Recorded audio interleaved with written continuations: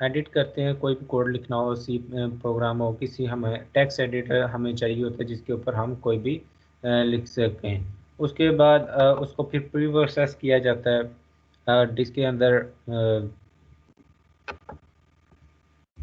Pre process program process the code. ये जो हमारा जो कोड होता है उसके साथ हम कुछ प्री प्रोसेसर्स लगा देते हैं, उसको प्री प्रोसेस करते हैं।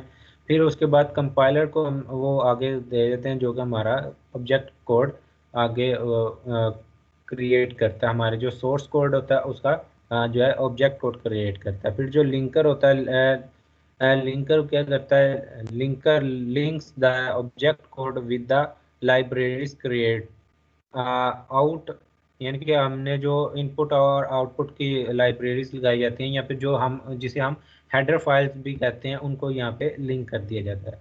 फिर लोडर जो होता है वो लोड करता है आपके जो प्रोग्राम होता है, जो यहाँ पे एग्जीक्यूटेबल फाइल जो बनती है उसको यहाँ पे आपकी प्राइमरी मेमोरी यानी मेमोरी के, मैंने लास्ट टाइम भी आपको बताया था कि जब भी मैं मेमोरी की बात करूँगा तो वो आपकी डायरेक्टली जो है वो रैम की मेमोरी को डिनोट करेगा। यहाँ पे आपके जितनी भी आपकी ऑन रनिंग आपकी मेमोरी चल रही होगी वो आपकी रैम की मेमोरी होगी, वो आपके प्राइमरी मेमोरी के साथ उसको आपके प्रोग्राम को उसके ऊपर लोड कर देता है और फिर जो सीपीयू है वो आपके प्रोग्राम को यहाँ पे रन करता है, एग्जीक्यूट कर देता है। ठीक है, यहाँ तक क्लियर है सबको?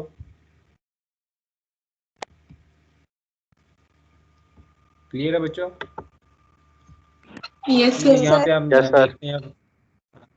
फर्स्ट फेज है हमारा consist of editing a file. The programmer types are C plus plus program with editor. The program source file is then stored on secondary storage such as disk. C++ program file names often end with .cpp file जो होता है। आपकी जो editor होता है आप उसके ऊपर लिखते हैं तो वो आपकी एक्चुअली में जब आप उसे सेव करते हैं फाइल को तो वो आपकी सेकेंडरी स्टोरेज के अंदर सेव होती है, यानी कि आपकी हार्ड ड्राइव के अंदर सेव होती है। यहाँ पे आपने देखा होगा इसी तरह कोई अदर डॉक्यूमेंट्स जैसे होते हैं आपके, जैसे वर्ड के डॉक्यूमेंट्स आ जाते हैं, जब भी आप उसके ऊपर टाइप कर रहे होते हैं ऑन द स्पॉट तो वो आपके रैम के अंदर यूटिलाइज कर रहे होते हैं और उसके अंदर आप सारा काम कर रहे होते हैं। बट जब आप उसे सेव एज करते हैं या फिर सेव फाइल करते हैं तो वो एक्चुअली में जाके आपकी सेकेंडरी स्टोरेज के अंदर सेव हो रही होती है। तो आप सबसे पहले आपको लिखने के लिए जो है एक फाइल लिखने के लिए एक एडिटर चाहिए होता है। ये एडिटर आपका एडिटर आपका जो है टेक्स्ट एडिटर या फिर आप कोड एडिटर कह सकते हैं, वो आपका जो ये यूज़ होता है। उसके बाद उसको जब सेव करते हैं तो वो सेकेंडरी स्टोरेज के अंदर ऊपर होता है। वैसे आप इसकी एक्सटेंशन जो है या फिर आप इसे कह देते हैं कि उसका जो एंड होता है फाइल का नेम, जो भी सी प्लस प्लस की फाइल होती है वो आपका डॉट सी पी पी पे एंड होती है। इसकी एक्सटेंशन का नेम होता है डॉट सी पी पी। जैसे आपका वर्ड की फाइल का नेम होता है डी ओ सी डॉक या डी ओ सी एक्स डॉक्स होता है। ठीक है, आगे हम कंपाइल करने के लिए वो जो फाइल आपकी एडिटर पे आपने लिखी होती है उसको फिर, क्योंकि वो आपकी हाई लेवल लैंग्वेज में होती है या फिर आपकी असम्बली लैंग्वेज में होती है, तो वो उसको फिर आपने, क्यों ये लैंग्वेजेस कंप्यूटर नहीं समझ सकता, तो इसको समझने के लिए उसको पहले हम लोग कंपाइलर को देते हैं ताकि वो आपका जो सोर्स कोड है उसको ऑब्जेक्ट कोड में कन्वर्ट कर दे जो कि easily understandable by your computer होता है। तो फिर आप जो आपका कोड कंपाइल होने के बाद ऑब्जेक्ट कोड में कन्वर्ट हो जाता है जिसे हम मशीन लैंग्वेज कोड कहते हैं। In C plus plus system the pre processor programs execute automatically before the compilers translation phase begins. ठीक है, pre processor obeys the command called preprocessor directives indicate that certain manipulation are to be performed on the program before compilation। जो कि आपकी pre processors होते हैं जिसे आपकी header files भी कहते हैं, वो आपकी प्री प्रोसेसर होती हैं जो कि जैसा कि आपने आपने इनपुट लेनी है या फिर आउटपुट करनी है, डिस्प्ले करवानी है, ये आपके जो आउटपुट दिखाना चाहते हैं वो आपकी स्क्रीन के ऊपर, आपकी स्क्रीन के साथ वो पूरा कोड आप अटैच करना पड़ता है आपके कोड के साथ कि ये किस तरह आपके कंप्यूटर के ऊपर स्क्रीन पे आपका आउटपुट डिस्प्ले करवाएंगे और कैसे आपकी इनपुट आपको डिस्प्ले करवाएंगे, आपसे इनपुट लेंगे। तो ये सारा आपकी प्रोसेसर फाइल्स के साथ ये अटैच करनी पड़ती है आपके कोड के साथ। ये आप कंपाइलेशन से पहले परफॉर्म हो जाती है। फिर साथ में आ जाता है लिंकर्स, वो जो आपकी the pre processor is invoked by the compiler before the program is converted to the machine language. वही आपकी जो मशीन लैंग्वेज के में कन्वर्ट करने से पहले उसे एक्सक्यूज उसके मी सर, साथ लिंक कर दिया जाता है, कर दिया जाता है। जी बच्चे। सर ये प्री प्रोसेसर्स क्या होते हैं? लास्ट टाइम लेक्चर में मैंने आपको कुछ फाइल्स, एक प्रोग्राम दिखाया था, उसके ऊपर जो कुछ फाइल्स थी, हेडर फाइल्स भी जिन्हें मैंने कहा था, वो आपकी एक्चुअली में जी प्री सर। प्रोसेसर्स थी। ठीक है, वो आपकी फाइल्स को प्री प्रोसेस करना पड़ता है ताकि आपका जो कोड है, ये जो मैं आपको in next slide, last slide के अंदर आपको मैं एक पूरा प्रोग्राम दिखाऊंगा और उसको आपको कोशिश करूंगा कि थोड़ा सा आप लोग उसे समझ सकें, क्योंकि आप, I think most of the student programming languages से इतने इंट्रोड्यूस नहीं है या ना फिर उन्हें इतना पता है, तो इसलिए मैं थोड़ा सा समझाने की कोशिश करूंगा और आपको आई थिंक वो समझ आ जाएगी। ठीक है। द उसके बाद the next thank you. Phase is called the linking. Linking the linker links the object code with the code for the missing functions to produce the executable image. If the program compiles and links correctly, the executable image is produced. Image is produced यानी कि executable वो file जो कि आपके CPU run कर सके और आपको रिजल्ट शो करवा सके, वो वाली फाइल आप यहाँ पे प्रोड्यूस कर दी जाती है। फिर loader, the next phase is called loading. Before a program can be executed, the program must first be placed in the memory. This is done by the loader, which takes the executable image from the disk and transfer it to memory. यानी कि loader आपको उसी तरह आपको बताया, जैसे मैंने बता रहा था कि आपकी जो आपका जो इमेज है, एग्जीक्यूटेबल इमेज, उसको फिर आपकी फाइल को लोड करवाना पड़ता है रैम के ऊपर, मेमोरी के ऊपर प्लेस करवाना पड़ता है। वो प्लेस करवाने के लिए एक लोडर यूज़ होता है जो कि आपकी सेकेंडरी स्टोरेज से उठा के आपकी रैम के ऊपर उसे लोड करवाता है। उसके बाद finally the computer executes the program on one instruction at a time. यानी कि आपकी इंस्ट्रक्शन जैसे आपकी यूज़ हो रही होती है, उसके बाद आप एक एक करके आपकी जो इंस्ट्रक्शंस हैं उसको एग्जीक्यूट करवाना शुरू कर देता है। फॉर एग्जांपल आपका एक प्रोग्राम लिखा है, इसकी आप देख रहे होंगे कि पहले इसे कंफ्यूज कर रहे होंगे विद इंटरप्रेटर एंड जो आपका कंपाइलर है उसके साथ, क्योंकि इंटरप्रेटर तो आपका जो है वो एक एक लाइन को एग्जीक्यूट करवाता था। आप सोच रहे होंगे कि ये एक एक लाइन को एग्जीक्यूट करवा रहा है, तो इस तरह नहीं होता, क्योंकि वो रीड इंटरप्रेटर जो है वो आपकी लाइन उसी वक्त रीड करता है, उसे उसी वक्त एग्जीक्यूट करवा देता है before going to next line. ये आपके पूरे की पूरी फाइल को एक ही दफ़ा में जो है ऑब्जेक्ट कोड में कन्वर्ट कर रहा है, उसको एक एग्जीक्यूटेबल फाइल बनवा रहा है। जैसा कि स्टेप बाय स्टेप इसलिए कहा जा रहा है कि यहाँ पे जब आप फॉर एग्जांपल आप एक प्रोग्राम लिखते हैं कि take an input from user, ठीक है, वो इनपुट आपसे लेगा, उसके बाद आपने उस इनपुट को क्या करना है वो उसके बाद डिसाइड आप खुद करेंगे। जब तक आपके पास इनपुट नहीं आएगी तब तक आप उसके ऊपर कुछ कर नहीं सकते, इसलिए लाइन बाय लाइन इसे जो है वो रीड एग्जीक्यूट करवाता है।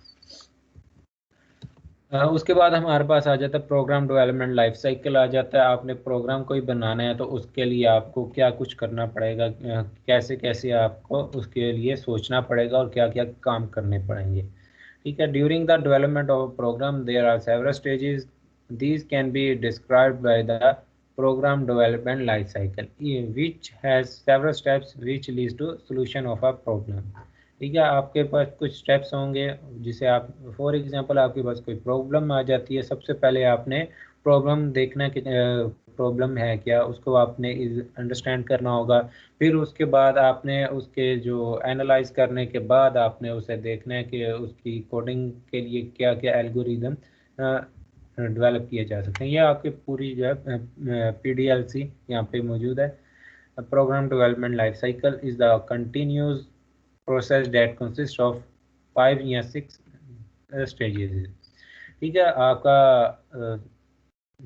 5 या 6 होते हैं, क्योंकि आप लोग इस वक्त जो है अंडर डेवलपमेंट हैं, तो आपके लिए 5 ही होंगे। मेंटेनिंग प्रोग्राम जो है वो बाद में यूज हो। अच्छा, सबसे पहले हमने एनालाइज करना है प्रोग्राम को, यानी कि प्रोग्राम के अंदर देखना है कि क्या क्या कॉम्प्लिकेशंस हैं, क्या कैसे आप उसको आगे फर्दर उसके अंदर क्या कुछ कर सकते हैं और क्या क्या चीज़ें आपको रिक्वायर हैं। उसके बाद फिर उसने डिज़ाइन करना है कि आप उसे किस तरह डिज़ाइन करेंगे, कि यानी कि उसके लिए क्या क्या चीज़ें आपको रिक्वायर हैं, कैसे कैसे आप किस अप्रोच के थ्रू आप उस प्रॉब्लम के सलूशन तक पहुंचेंगे, ये आपकी डिज़ाइनिंग आ जाएगी। फिर आपका कोड प्रोग्राम, यानी आप उसकी कोडिंग करेंगे।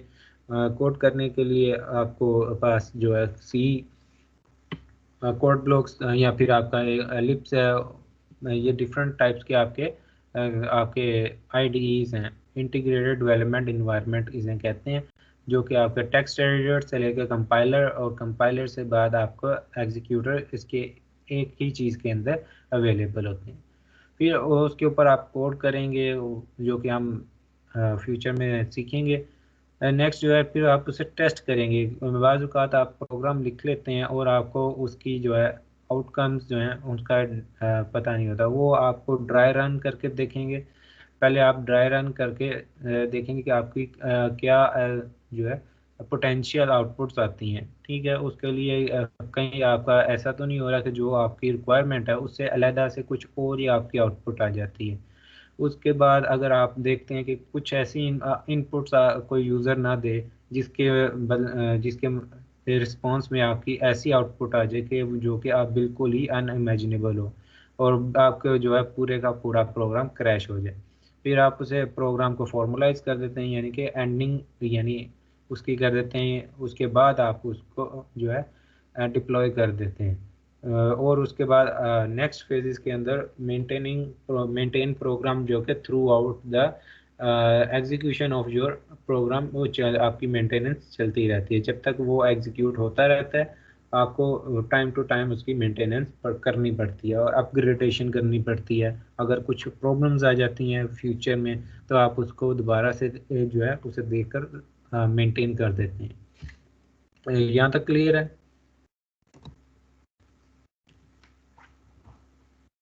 Yes sir. Yes sir. उसके बाद आपका operate and maintain the system. सबसे पहले एनालाइज द यूज़र रिक्वायरमेंट, और उसके बाद design the program, code the program, document and test the system, operate and maintain the system. आपका ये एनालाइज यूज़र रिक्वायरमेंट, अगर आपको पास कोई रिक्वायरमेंट्स आती हैं तो आपने कोई भी प्रोग्राम है तो उसको अच्छे से अगर कोई आपको कहते हैं कि मुझे ऐसा एक कुछ प्रोग्राम चाहिए जो कि आपकी इनपुट ले यूज़र से और मल्टीप्लाई उसी इनपुट के साथ मल्टीप्लाई करके मुझे आंसर दे दे, ये आपकी एक रिक्वायरमेंट है। तो फिर आपको इससे पूरी रिक्वायरमेंट को एनालाइज करना पड़ेगा कि आप यूज़र कितनी इनपुट्स देगा और उसको किस डिजिट के साथ मल्टीप्लाई करना है। और फिर अगर फॉर एग्जांपल कोई स्क्वायर का आप प्रोग्राम बनाते हैं तो आपने उसकी सारी रिक्वायरमेंट्स देखनी पड़ती है, वो कि यूज़र आपकी रिक्वायरमेंट क्या क्या रिक्वायरमेंट्स आपसे जो है मांग रहा है, आपको दे रहा है। उसके बाद फिर वो कैसे आपको बिहेव कर सकता है यूज़र, आपको ये सारा कुछ आपके एनालाइजिंग यूज़र रिक्वायरमेंट्स में देखना पड़ेगा। फिर डिज़ाइन प्रोग्राम, आपने प्रोग्राम को डिज़ाइन करना है कि आपके कितने फंक्शंस बनेंगे, कितने आपके लूप्स वगैरह लगेंगी, ये इन द फ्यूचर आपकी वो सारी आपकी जो है प्रोग्राम बनाने के लिए डेवलपमेंट लाइफ साइकिल में पूरा डिज़ाइन आपको पता लगेगा। फिर आपने उसे कोड कर देना है और साथ में आपने डॉक्यूमेंट एंड उसे टेस्ट करना है। डॉक्यूमेंट का मतलब है कि आप अगर आपने कोई प्रोग्राम लिखा, प्रोग्राम एक्चुअली में नंबर्स ऑफ कोडिंग लाइंस होता है और उसके हर कोई भी बंदा जो है, कोई भी एक प्रोग्रामर अगर दूसरे प्रोग्रामर का कोड देखता है तो वो उसी वक्त देखते हुए उसे अंडरस्टैंडेबल नहीं होता।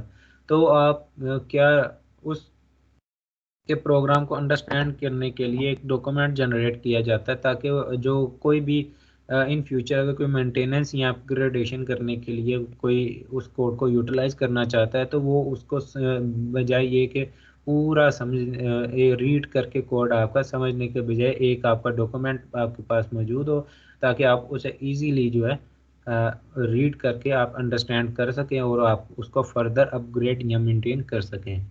फिर आप ऑपरेट, नेक्स्ट फेज है आपका operate and maintain the system. Operate तो जैसे आप डिप्लॉय कर देंगे, डिप्लॉय करने के बाद जो आपका डिप्लॉय मीन्स आप जब एग्जीक्यूट करके आप रनिंग फॉर्म में आपने यूज़र को वो प्रोवाइड कर देंगे, वो उसको साथ ऑपरेट कर रहा होगा, उसको चला रहा होगा, उसके बाद फिर उसको मेंटेन करने की भी ज़रूरत पड़ती है। अब मेंटेन करने के लिए क्यों ज़रूरत पड़ती है, बाज़ औक़ात कोई ऐसी इनपुट दे देता है यूज़र फिर जिससे आपका प्रोग्राम क्रैश कर जाता है, तो फिर आपको वो दोबारा से जाके उसे मेंटेन करना पड़ेगा। उसके अलावा कुछ ऐसी फाइल्स आ जाती हैं, बैकएंड पे आप कुछ फाइल जनरेट करते हैं जो कि आहिस्ता आहिस्ता बढ़ते बढ़ते वो आपकी सारी फाइल्स जो हैं आपकी पूरी मेमोरी ऑक्यूपाई कर जाती हैं। तो अगर वो इन सच केसेस आपको वो फिर ऐसे मेंटेन करना पड़ेगा कि वो आपकी मेमोरी को कम से कम यूटिलाइज करे, और जो वो ऑलरेडी यूटिलाइज कर चुका है उसको खाली करके एक शॉर्ट कंप्रेस्ड फॉर्म में उसका बैकअप बाद में कहीं और किसी और जगह पे उसे रख दें। यहाँ तक क्लियर है? Yes sir. Yes sir. System ये वही चीज़ है, हमने देख चुके हैं, इसे आप लोग रीड करना चाहते हैं इसे कर लें एक दफ़ा। सर ये जो भी आपने बताया कि प्रोग्राम जो है वो अपनी बैक एंड पे जो है वो जगह बनानी शुरू कर देगा मेमोरी में। हाँ जी। तो सर ये क्यों होने लग पड़ता है ऐसे कि वो सिस्टम में जो है वो अपनी मेमोरी जो है वो ऑक्यूपाई करने लग पड़ता है प्रोग्राम? बच्चे ये इसलिए होता है कि आप क्योंकि स्टार्टिंग में या फिर इतना अगर आपने रिक्वायरमेंट को या फिर आपका प्रोग्राम अच्छे से डिज़ाइन ना हुआ हो, तो आप एक प्रोग्राम तो फिल वक्त बना देंगे ताकि आप यूज़र को सेटिस्फाई कर सकें, बट बैकएंड पे आपकी प्रोग्रामिंग अच्छी ना हो और आप उसकी फाइल हैंडलिंग और उसको अच्छे से अरेंज ना कर सकें, तो वो फिर वो एक्चुअली में वो आपकी फ़ाइल को ऑक्यूपाई करना पड़ता है। फॉर एग्जांपल है, आप एक छोटा सा प्रोग्राम बनाते हैं कि आपका जितना भी काम है आप यानी आज के दिन एक कोई भी टास्क परफॉर्म किए हैं वो आपके टास्क सारे सबको रीड करके एक फाइल के अंदर स्टोर करवा दें। ठीक है, वो एक फाइल स्टोर, ये रोज रूटीन वाइज अगर ये चलता रहता है तो एक दिन गुजरेगा, दूसरा दिन गुजरेगा, तीसरा दिन गुजरेगा, गुजरते गुजरते कुछ वो टाइम भी आएगा जब आपकी पूरी मेमोरी यूटिलाइज हो चुकी होगी और वो आपकी फाइल जो कि रोज हर रोज एक फाइल जनरेट कर रही थी, वो जनरेट करते करते उस लेवल पे पहुंच जाती है जहाँ पे आपका जो फाइल है, आपके जो मेमोरी है वो फुली ऑक्यूपाई हो जाती है।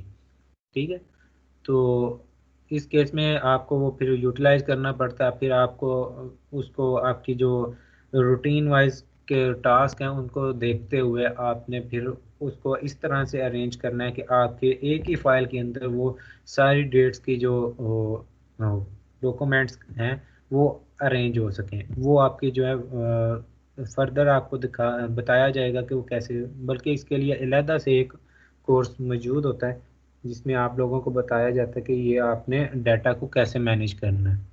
बल्कि ये डाटाबेस मैनेजमेंट सिस्टम ही एक ऐसा कोर्स है जिसमें आपको ये बता दिया जाएगा कि आपकी जो इतनी ज़्यादा टेबल्स हैं या फिर इतनी ज़्यादा आपकी एक्टिविटीज़ हैं उनको समराइज करके एक ही टेबल के अंदर कैसे रखा जाए। ठीक है जी सर, ठीक है, थैंक यू। उसके बाद आपका एक डेवलपमेंट लाइफ साइकिल ये भी है जिसके अंदर, जिसे हम वाटरफॉल मॉडल भी कहते हैं। इसके अंदर है कि सबसे पहले सिस्टम रिक्वायरमेंट हमने गैदर करनी है, फिर उसे एनालाइज करना है कि उसकी जो अ, हमारे जो रिक्वायरमेंट्स हैं उनको एनालाइज करना है कि इसके अंदर क्या क्या रिक्वायरमेंट हैं, कुछ मिसिंग तो नहीं है। अगर कुछ मिसिंग है तो फिर वो आपने देखा होगा कि ये डबल साइकिल है। एनालाइज, अगर हमारे पास कुछ रिक्वायरमेंट्स रह जाती हैं तो फिर हम दोबारा से सिस्टम रिक्वायरमेंट के फेज़ पे चले जाएंगे, फिर से हम उसे एनालाइज करेंगे। अगर वो हमारा जो रिक्वायरमेंट ओके है तो फिर हम आगे डिज़ाइन की फेज़ पे जाएंगे। फिर हम उसको एनालिसिस की बेसिस पे हम अपना जो है प्रोग्राम डिज़ाइन करेंगे कि हमारे पास क्या क्या कुछ होना चाहिए और कैसे कैसे हम अपनी जो है कोड करें, क्या क्या चीज़ें हमारे पास हों, ताकि हम कितने फंक्शंस लिखने हैं, कितने हमारे जो लूप्स वगैरह लगेंगी, या फिर किस तरह से हमने वो पूरा लिखना है, जिसकी वजह से हमारे जो है कोड इजीली हो, हम आगे नेक्स्ट फेज में इजीली जस्ट कोड कर सकें। ठीक है, उसके बाद कोड करेंगे, फिर सिस्टम को उस कोड को हम जो हमारा कोड के नतीजे में हमारा फाइल आएगी एग्जीक्यूटेबल, उसे हम टेस्ट करेंगे और फिर नेक्स्ट फेज में हम मेंटेनेंस की तरफ चले जाएंगे। ये अब तक क्लियर है? Yes sir. Yes sir. अब आपका ये प्रोग्राम आ जाता है, फर्स्ट प्रोग्राम है आपका।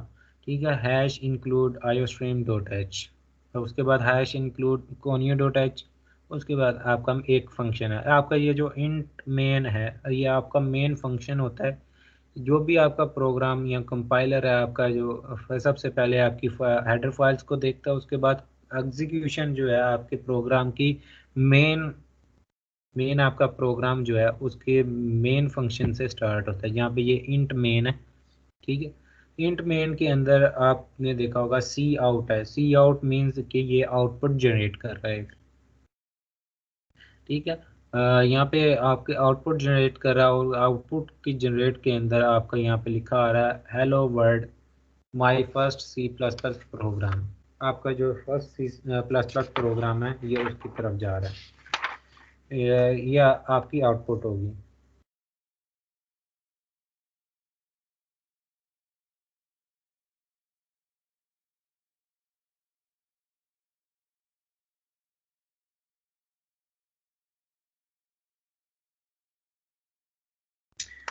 उसके बाद हम जो है देखते हैं कि आपका है ये गेट सी एच है, ये एक फंक्शन है जो कि हमारा जो हेडर फाइल है उसकी तरफ, उसके अंदर से लिया गया। हेडर फाइल हमारी जो है कोनिया डॉट एच, ये आपकी कोनिया डॉट एच के अंदर से एक गेट सी एच है, ये कि करेक्टर कैच करने के लिए होता है। ठीक है, ये गेट करेक्टर के लिए होता है, यानी कि अगर जैसे ही आप आपकी हम रन करते हैं ये प्रोग्राम, तो जस्ट ये आपको एक ब्लैक स्क्रीन शो करवाता है, और उसके बाद फ़ौरन आपकी आउटपुट डिस्प्ले करवाने के बाद ये उसी वक्त एक जो है ब्लिंक के साथ ही आपका प्रोग्राम बंद कर देता है, ताकि क्योंकि हमारा जो प्रोग्राम है उसके अंदर अगर हम ये गेट सी एच और कोनियो की फाइल ऐड ना करें, तो एक्चुअली में ये आपकी ये फाइल जो है एग्जीक्यूट होगी और उसी वक्त ब्लिंक के साथ ही बंद हो जाएगी, क्योंकि उसका काम था एक आउटपुट शो करवाना और बंद हो जाना। हम चाहते हैं कि वहाँ वहाँ पे 2 मिनट थोड़ी देर के लिए स्टे करे, जब तक मैं कोई की प्रेस ना करूँ तब तक वो वहाँ पे आपकी आउटपुट शो करवाता रहे। तो इसके लिए हम गेट सी एच करते हैं कि वो हमारे हमसे कोई करेक्टर ले और उसके बाद हमारा ये प्रोग्राम बंद हो जाए। ठीक है, तो ये गेट सी एच हमारा जो है एक फंक्शन है जो कि हमने कोनियो डॉट एच की फाइल, जो कि hash include conio dot H है, इसके अंदर से लिए। ठीक है, और फिर ये हमने रिटर्न ज़ीरो करवा कर हमारा ये प्रोग्राम ख़त्म कर दिया। ठीक है, ये आपका फर्स्ट प्रोग्राम था। उसके बाद आपसे का मतलब किसी बच्चे ने आपने कोड ब्लॉक्स के ऊपर कुछ सर्च किया हो कि कोड ब्लॉक कैसे इंस्टॉल करना है।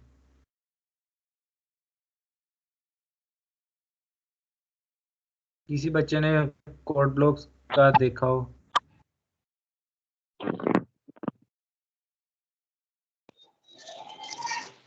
यस सर, नो लेकिन उधर डिफरेंट कोर्स आ गए हैं। डिफरेंट, चले बच्चे मैं आपको बता देता हूँ यहाँ पे आज हमारा इस सेशन के अंदर ही मैं आपको बता देता हूँ कि हमने कोड ब्लॉक्स कैसे इंस्टॉल करना है।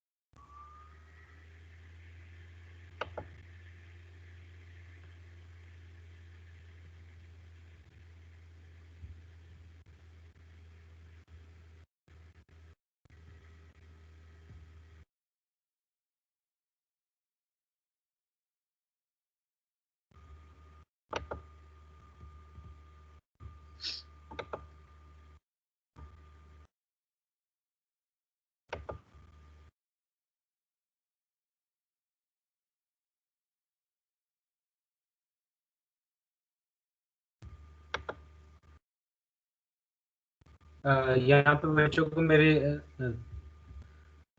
स्क्रीनशॉट नज़र आ रहे हैं यहाँ पे मेरी screen. Yes sir. Yes, sir. बच्चे आपने सबसे पहले जहाँ के जो है यहाँ पे सर्च करना है फाइल हिप्पो, ठीक है।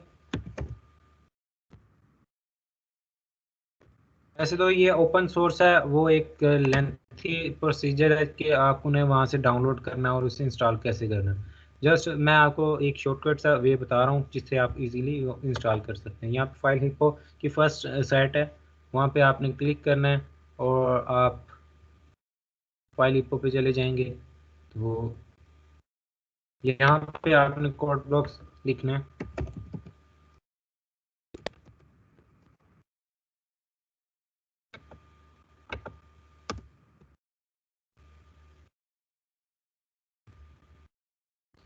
कोड ब्लॉक्स ये रहा आपका। आपने ये दो चीज़ें हैं, आपने आर्डिनो के लिए नहीं करना, जस्ट आपने कोड ब्लॉक्स करना है। ये फ्री एंड ओपन सोर्स है, ठीक है। 20.03 यहाँ पे आप इसे डाउनलोड कर लें।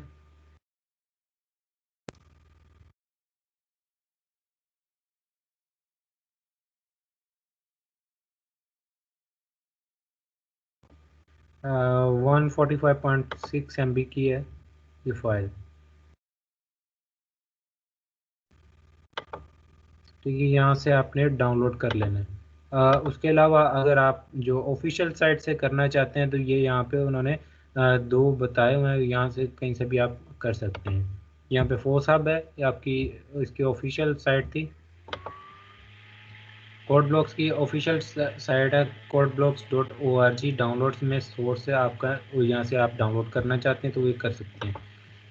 यहाँ पे आपके लिए विंडोज़ 45 64 बिट के लिए भी है, यहाँ पे ये डाउनलोड होने लग पड़ा।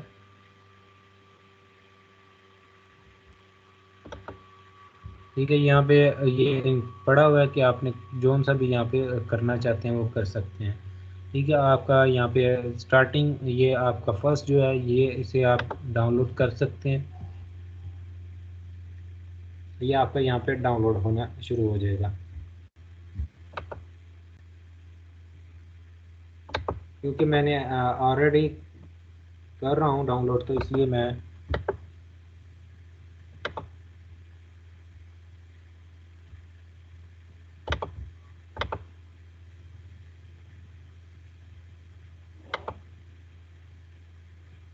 फाइल इपो से भी आप कर सकते हैं। यहाँ पे फाइल इपो एक अच्छी साइट है। यहाँ पे अगर आप कोई भी दूसरी फाइल अगर कोई भी डाउनलोड करना चाहते हैं तो यहाँ से इजीली कर सकते हैं, वरना आप यहाँ पे कोड ब्लॉक्स की ऑफिशियल साइट से जाकर डाउनलोड करेंगे।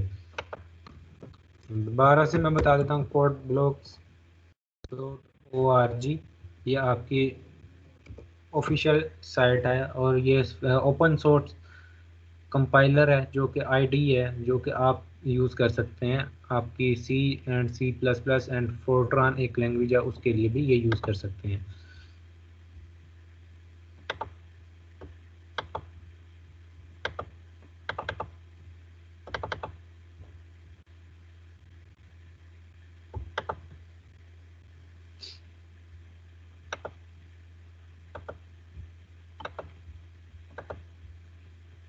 जैसे ही ये डाउनलोड हो जाती है तो मैं आपको इससे नेक्स्ट जो स्टेप्स हैं वो मैं आपको बताऊंगा कैसे करना है आप लोगों ने। और आज ही जो है हम अपना फर्स्ट प्रोग्राम जो है वो रन करेंगे।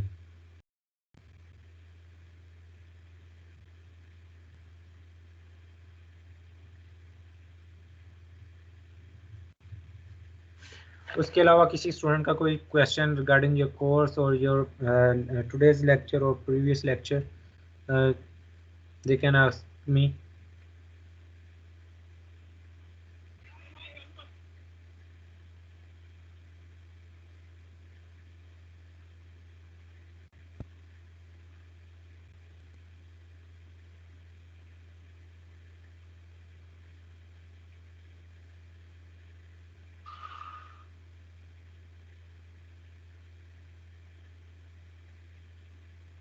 किसी का कोई क्वेश्चन?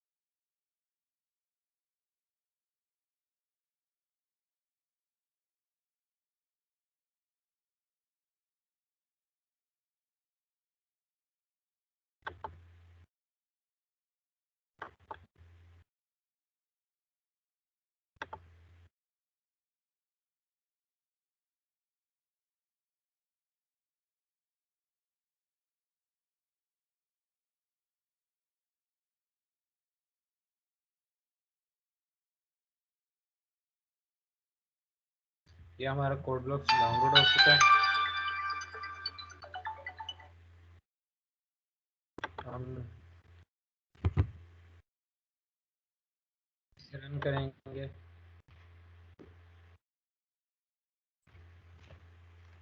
नेक्स्ट मूव करेंगे, एग्री। उसके बाद ये कंपाइलर सूट है, ठीक है। MinGW आपका कंपाइलर सूट होता है। उसके बाद लॉन्चर है एक आपका की फाइल है। नेक्स्ट मूव करेंगे, यहाँ पे आप जहाँ पे करवाना चाहते हैं इंस्टॉल। ज़्यादातर तो हम लोग सी और प्रोग्राम फाइल्स के अंदर ही करवाते हैं, तो इसलिए यहाँ पे हम इंस्टॉल कर रहे हैं, ये आपकी इंस्टॉलेशन हो रही हैं।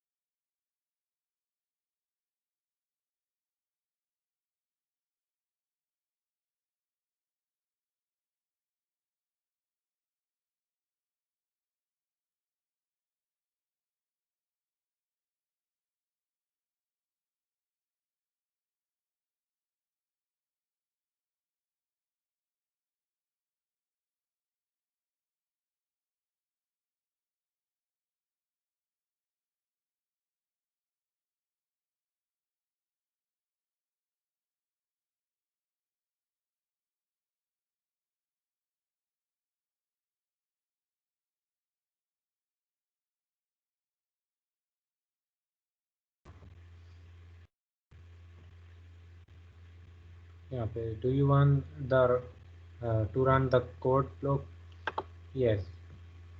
यहाँ पे नेक्स्ट मूव फिनिश। यहाँ पे आपने कौन सा इन्वायरमेंट आप यूज़ करना चाहते हैं, यहाँ पे ऊपर आपका है। आप यहाँ पे GNC no compiler found. Default जो है आपका GNU GCC होगा कंपाइलर, आप वो करेंगे। उसके बाद आप कौन सी करना चाहते हैं,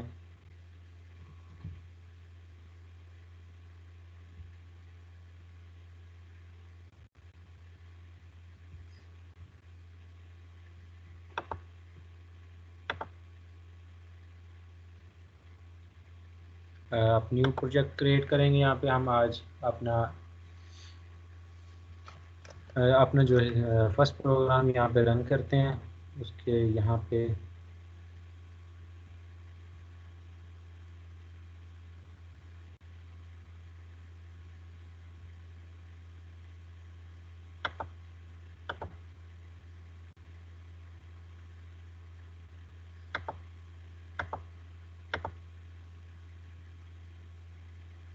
कंसोल एप्लीकेशन,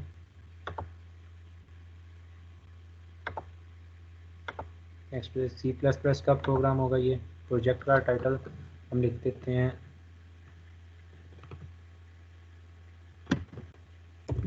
फर्स्ट।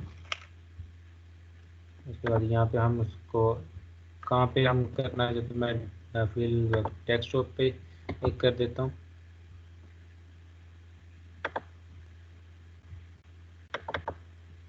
यहाँ पे सिलेक्ट फोल्डर हो गया। यहाँ पे आपका जो है फर्स्ट प्रोग्राम या यहाँ पे पड़ा होगा।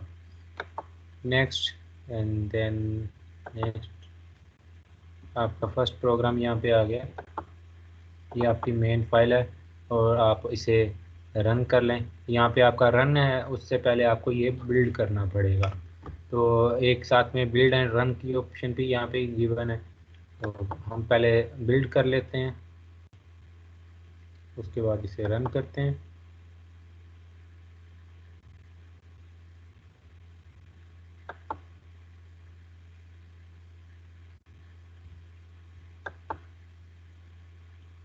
यहाँ पे कुछ एरर्स आ रहे हैं।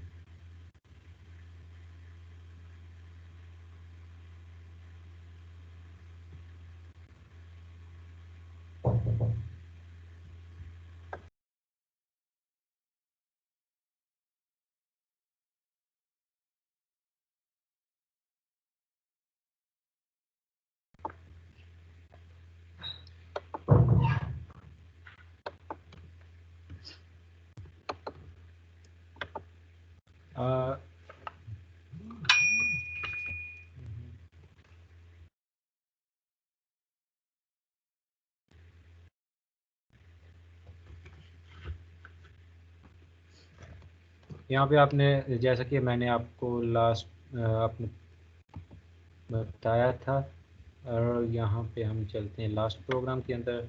आपने देखा होगा ये बिल्कुल एग्जैक्टली वैसे ही होगा, बट इसके अंदर एक दो चीज़ें कम हैं, और वो है आपकी conio.h एंड get.ch। यहाँ पे क्योंकि हमारा जो है ये उसके अंदर कुछ फाइल्स सी की यूज़ की गई हैं, जिसकी वजह से यहाँ पे वो conio.h नहीं यूज़ कर रहे। अगर हम यहाँ पे ये चीज़ यूज़ ना कर रहे होते तो ये कर सकते।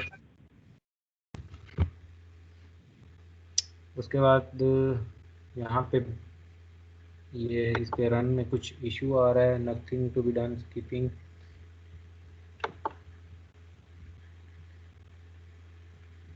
इसके अंदर GNU का कंपाइलर इंस्टॉल नहीं है, वो अलहदा से आपको करना पड़ेगा, उसको भी।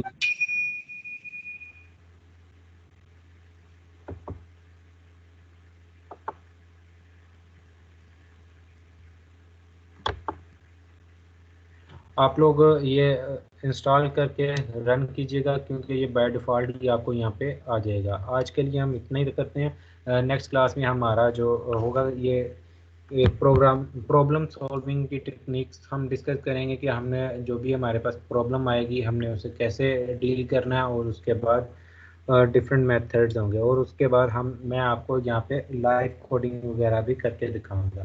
ठीक है, आज के लिए इतनी काफ़ी है। अल्लाह हाफिज़ स्टूडेंट्स। Yes, sir. अल्लाह हाफ़िज़ सर।